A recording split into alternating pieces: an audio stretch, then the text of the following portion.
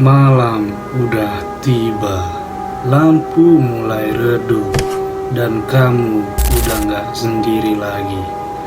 Selamat datang di Malam Film, tempat dimana cerita horor gak cuma ditonton, tapi juga dirasain. Bersiaplah, karena malam ini kamu gak akan tenang.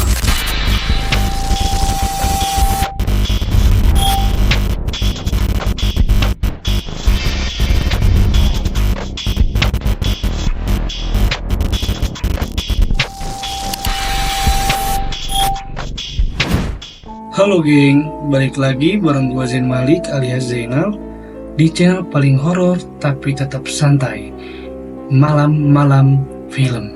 Dan malam ini kita bakal bahas film yang benar-benar bikin gue diem beberapa menit abis nonton film ini.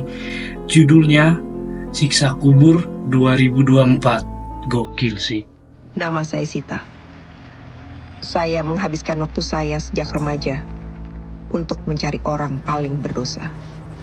Kalau agama benar dan manusia akan mendapatkan balasan sesuai dengan apa yang dia lakukan di dunia, orang yang saya cari itu pasti akan mendapatkan siksa di dalam kubur. Dan saya ingin menyaksikannya.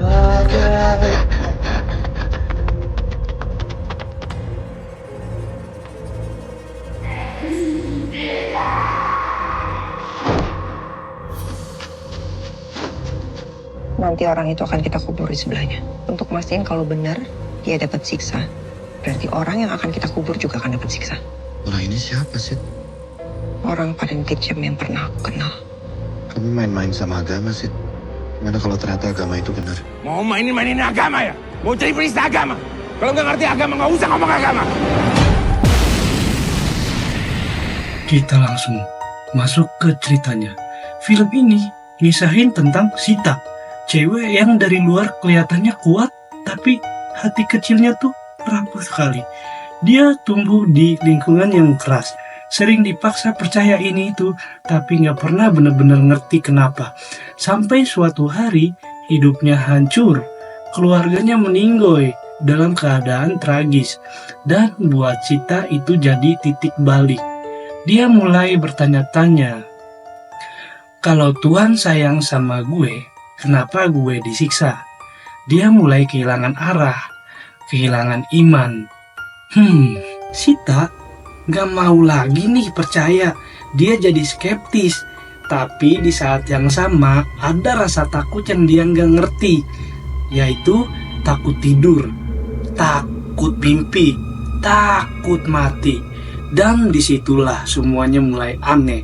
Dia mulai mimpiin hal-hal yang absurd, kayak kuburan terbuka, suara orang mengaduk dari dalam tanah, bayangan gelap yang ngikutin dia tiap malam.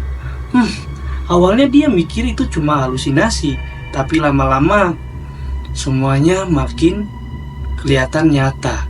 Suara-suara itu makin jelas. Angin dingin tiba-tiba datang, bayangan berdiri di ujung lorong. Diem aja gitu kayak ngeliatin. Itu tuh, aduh, ini tuh benar-benar keren sih filmnya ya. Lu harus wajib nonton. Ayo kita lanjut. Ini tuh ada scene dimana ada adegan yang bikin gue nggak bisa lupain, yaitu pas Sita lagi di kamarnya, tiba-tiba lampu mati, dia nyalain lilin, dan pas lilinnya nyala, di belakangnya ada sosok hitam berdiri. Nah, balik lagi nih ke ceritanya. Tapi bukan cuma seram ya, sosok itu nangis, dan lu bakal ngerasa ini bukan cuma setan, ini kayak ngerasa rasa bersalah yang menjelma jadi makhluk gitu. Gue sampai pause film ini bukan joke ya, ini tapi joke motor. Oke. Ini beneran, ini asli, ini di pause nih ya.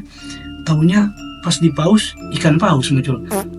Pokoknya ini bukan joke tapi ini beneran. Anjir, gue nggak bayangin tuh gimana anjing sosok hitam besar ini tiba-tiba terus bisa nangis, anjir lah pokoknya. Oh udah mulai. Nah, nggak cuma serem dan itunya ya, jump scare-nya aja, tapi ada pesan dan maknanya nih. Yang bikin siksa kubur beda adalah ini bukan cuma film horor, ini tuh cerita tentang pencarian, tentang luka batin, tentang iman juga kan. Gue ngerasa kayak film ini bilang kadang rasa takut paling besar itu bukan setan, tapi rasanya tuh hampa dan dosa-dosa yang gak pernah kita maafin dari diri kita sendiri. Nah, jadi coba kita ikhlaskan rasa apa yang pernah kita alami, dosa-dosa apa yang kita alami itu kita harus bisa maafin diri kita sendiri gitu. Kita pernah berbuat kejahatan, kita pernah buat kesalahan, kita pernah buat omongan yang tidak enak oleh mulut kita sendiri gitu dah. Nah, kan semuanya digerakin oleh kita. Jadi gimana caranya tuh kita bisa maafin diri kita sendiri gitu loh. Aduh, tapi keren banget Joko Anwar bikin filmnya sih. Ini tuh keren abis, ada pesan maknanya juga. Nah, kesimpulannya adalah dari film Siksa Kubur ini tuh seperti ditampar. Lu nonton, lu takut, tapi abis itu lu diem, lu jadi kayak mikir. Lah beneran diem nih. Nah, kayak lu mikir, ih hidup gue udah bener belum sih gitu. Dan yang paling serem bukan hanya hantunya, tapi kita harus bisa menjadi kepribadian yang lebih baik lagi. Tapi jujur sih gue bener, lu yang udah pada nonton pasti lu tobat. Walaupun nanti keesokan harinya lu udah gak inget, tapi lu udah bisa mau dan berani nonton film ini tuh keren menurut gua. Jadi lu bakalan bisa mengambil pesan dan maknanya gitu.